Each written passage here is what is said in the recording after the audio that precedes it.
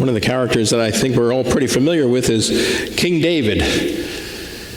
And some of you may remember King David's story. He was the king. He was living in the palace. Everything was going along hunky-dory for David. God had blessed David greatly, had given David many things. And so now David is just enjoying his time as king, and he goes up on the palace roof. I don't know why. Maybe it was a hot day, and he went up to get cool off. Maybe it was a beautiful spring day, and he went up there just to enjoy the warm air.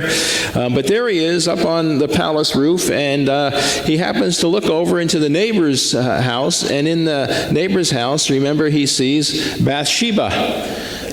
Bathsheba and Uriah, they were a couple, they were married, they lived in the house next door to the palace, and David thought Bathsheba was a pretty good-looking girl, and being the king, he sent his servants over to Bathsheba's house, and remember, the servants said, the king wants to see you, and well, he's the king, and so Bathsheba went over to the palace there because the king had summoned her, and as you know, they had relations, and a few days later, sometime later, Bathsheba sent word to David that she was expecting a child.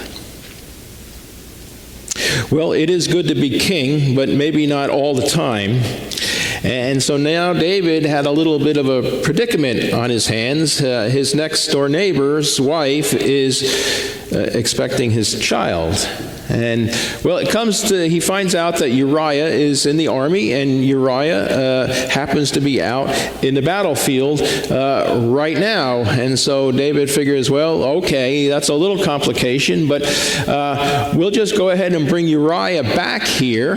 And so he sends for Uriah to come off the battlefield and welcomes him into the palace. And David, schmoozes Uriah a pretty good bit, talking to him about how's the battle going, and I know that you and all of the troops are doing a great job, and I appreciate everything you do so much, and you work so hard, and after all, I can't give everybody a day off, but Uriah, if you'd like to take a couple of days or something, as long as you're here, and go home, to see your wife. I know it's been a long time since you've seen your wife, Bathsheba, and so if you'd like to go home, take a couple of days of R&R, relax, and catch up with your wife, and so Uriah leaves, and David sends over a gift basket to Uriah's house from the king, and we don't know what was in the gift basket. Maybe some champagne and a couple of champagne glasses, some bubble bath,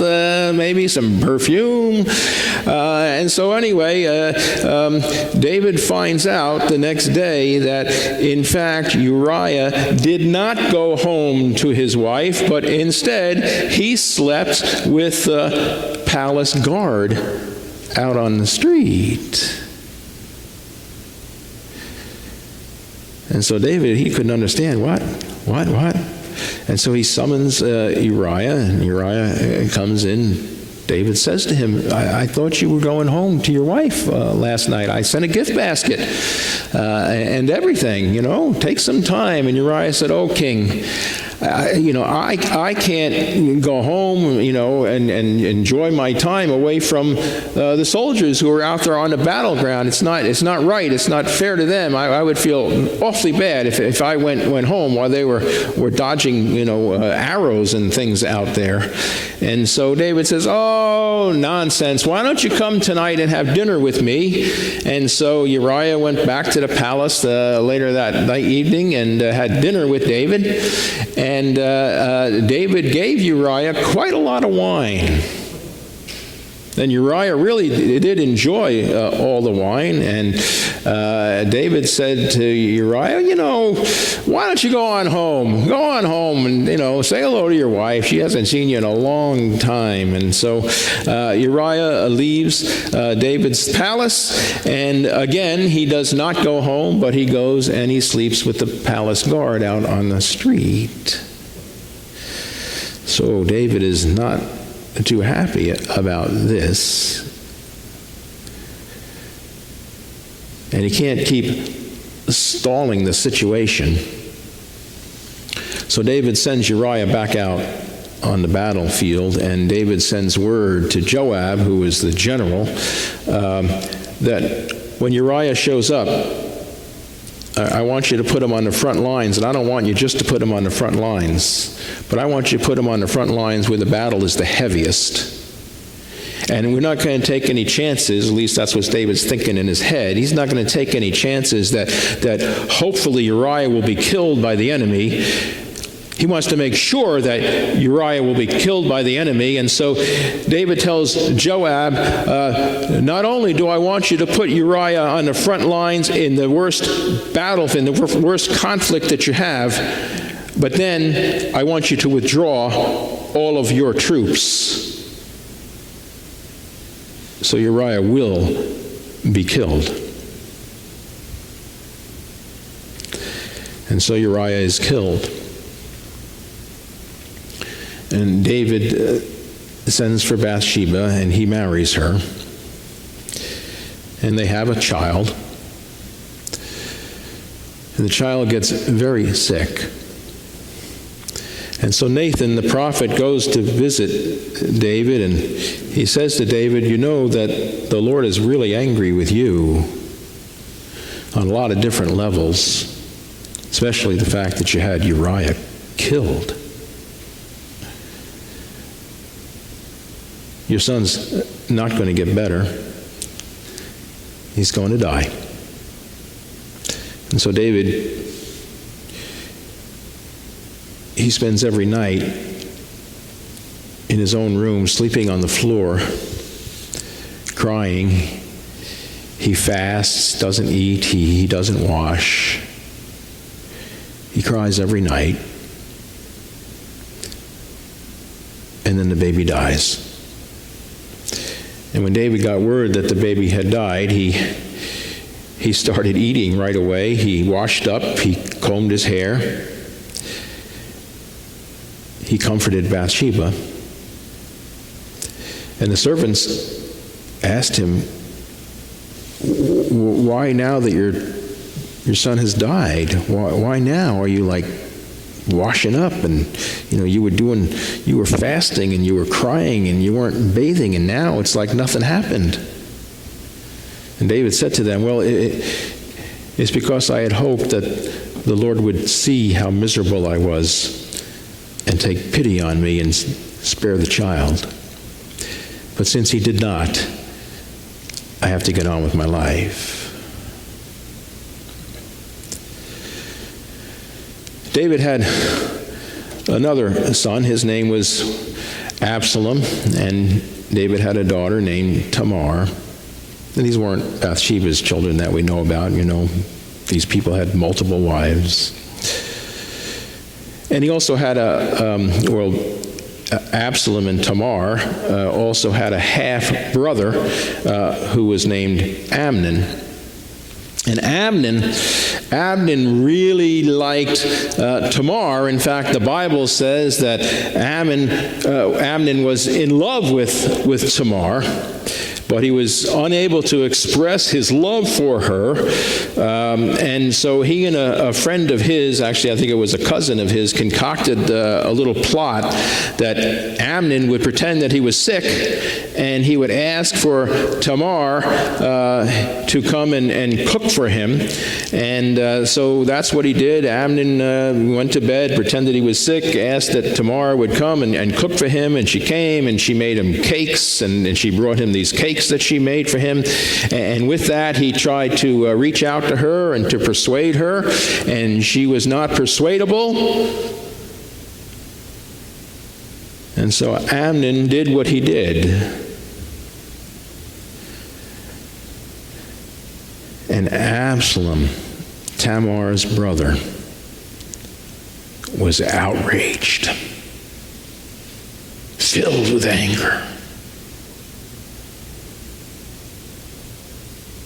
And when David, Amnon's father, and Absalom's father, and Tamar's father found out what Amnon had done to Tamar, David was angry, furious.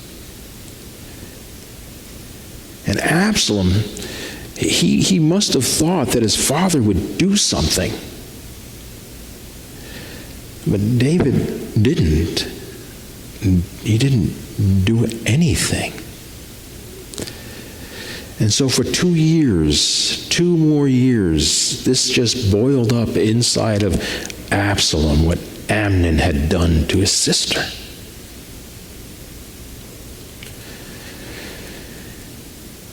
He couldn't take it anymore.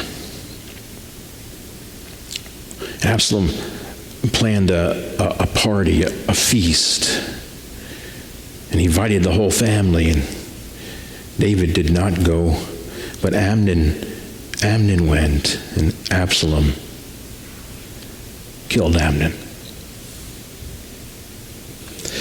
Well, Absalom knew that killing his half-brother was not a great thing, and so he fled.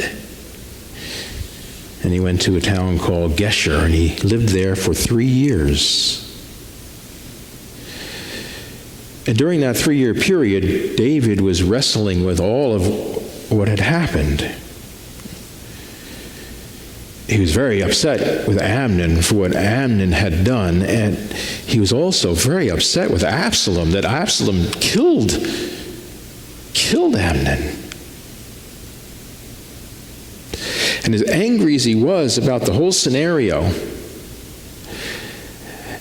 David didn't want Absalom to be out of his life. He missed Absalom, and so he sent for Absalom to come back to Jerusalem. And so Absalom went back to Jerusalem, and Absalom, he assumed that when he got back to Jerusalem that he and his father would reconcile, and they'd have a relationship, and they would go forward. But that's not what happened. When Absalom got back to Jerusalem, David, his father, didn't want to have anything to do with him.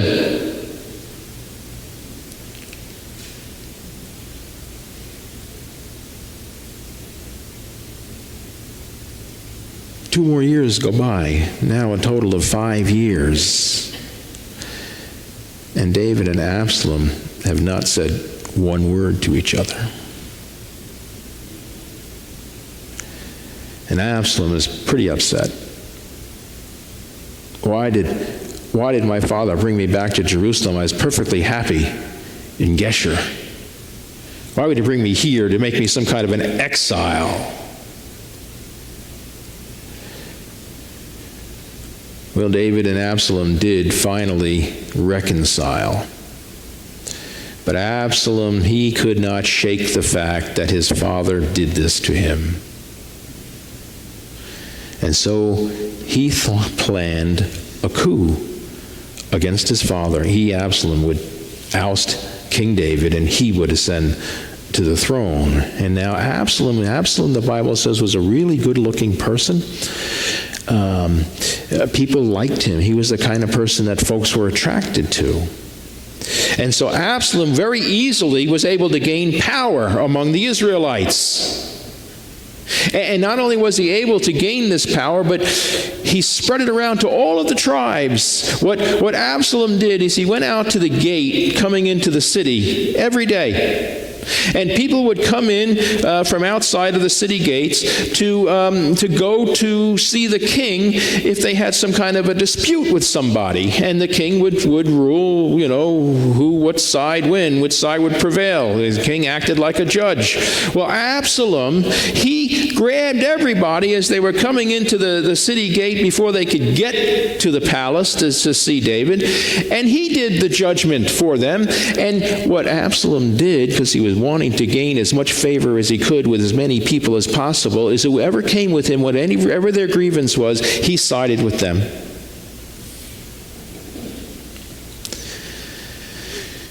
And so Absalom's influence grew and grew and grew and grew.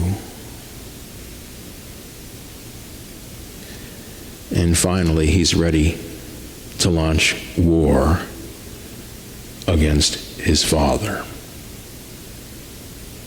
Now David gets wind of this, and David sends spies into Absalom's army to find out when and where, how many of them are there,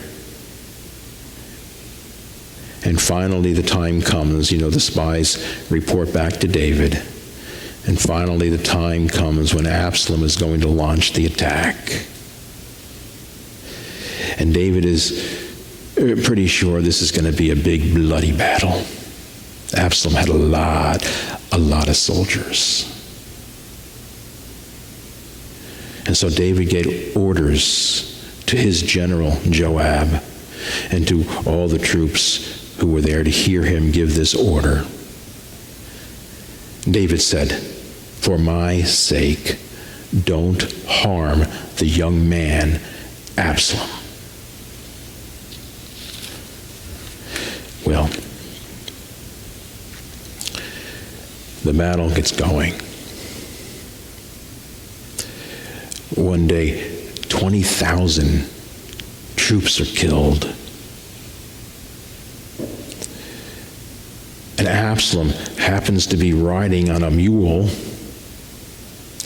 and his head gets caught in a tree. And the mule goes out from under him, and there's Absalom hanging in a tree. And some of the soldiers, they saw Absalom there, but they knew that the king, David, had said, "Do not harm Absalom." So they didn't know what to do. Does helping him out of the tree, does that count as not harming him? Do we let him hang in there? What do we do? So they went to Joab, the general. And they told Joab that Absalom was hanging in a tree down the road. And Joab said, "Is he alive?" And they said, "Yes, he's alive." He said, "Well, why didn't you kill him?" And they said, "Well, Joab, we couldn't kill him. The king, David, said, 'Do not harm the boy Absalom.'" Well, Joab, he and Absalom had their own bad blood between each other. At one point, Absalom had set all of Joab's crops on fire. Joab had no love for Absalom, and so Joab took some soldiers and he went up to the tree, and Joab thrust the spears into Absalom, and the other soldiers finished Absalom off.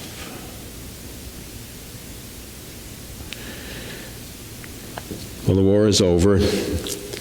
David prevailed. But David is very concerned about Absalom. And he's been waiting for news now that the war has ended. He's been waiting for news about Absalom. And one day, David is watching down the road, waiting for some messenger to bring him a message to tell him that Absalom is okay. And, well,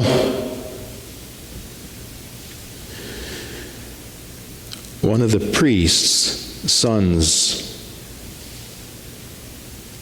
wanted to deliver the news to the king, not realizing that the news was about Absalom, but more that the news was that David's army had prevailed. And Joab had a servant, and it was a servant's job to run and tell David. But this priest's son was so anxious to go talk to David that while the servant was running down the road to go to the palace to tell David what had happened, the son of the priest ran faster and passed the servant up. And David's looking down the street, and he sees the priest's son coming to him, and he thinks to himself, "Oh, this has got to be good news. This is good news, because if only one person is coming to tell me, that means it's good news. I don't have a whole bunch of people coming to mourn with me, to hold me up, to support me. They're just going to give me the good news." And finally, the priest's son reaches David, and David says, "Oh, tell me." And the priest's son says, "Oh, King David, oh, you should be so happy. You have been given victory." And David doesn't want to hear any of this. And he says to the priest's son, "Just shut up.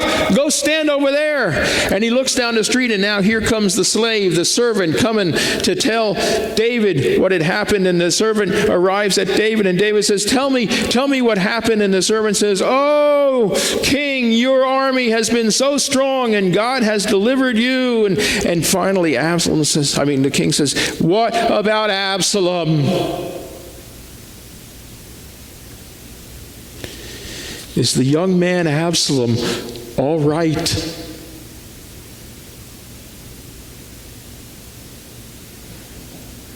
And the servant said, "No, Absalom was killed in the battle."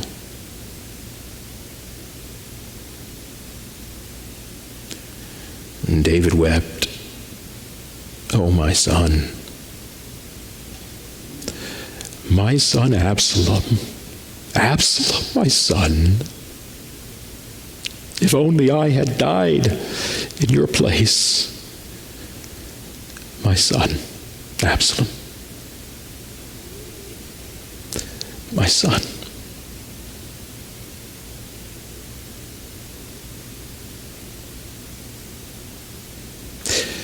Great men,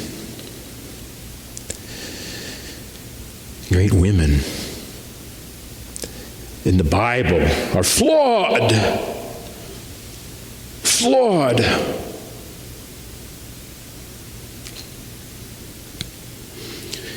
And we are flawed too.